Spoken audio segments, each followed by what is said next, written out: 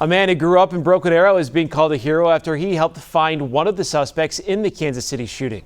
Cell phone video shows the suspect being tackled by people before police arrived. News on 6's Caitlin Deggs talked with him about the shooting and how he leapt into action. Caitlin? Jonathan, Tony Jansen says he was about 10 feet away from where the shooting happened, and he didn't hesitate to help.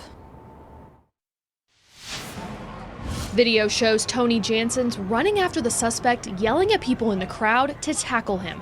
He says he saw a group of guys he says were acting weird, passing around a backpack, and then ran from law enforcement. Jansen says that's when he knew something was wrong. We end up literally just crossing paths, and I run into the back of them. As I run into the back of them, one of the guys turns around and he's got basically a gunshot wound in his jaw, and it's kind of hanging off.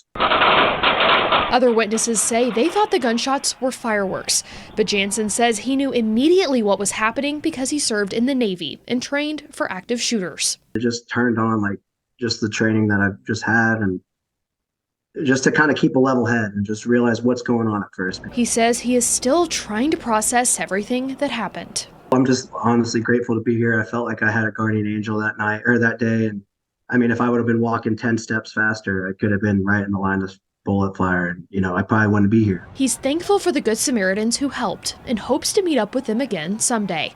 Jansen's is also glad law enforcement acted so quickly. I think after kind of I was settling down and seeing the severity of the situation when they were in handcuffs, and I look over and I see the ARs kind of sitting there up against the wall in the bag that he had, and he had a really big magazine in it, extended magazine. I was just like, man, we were so lucky that it just turned out to what it was.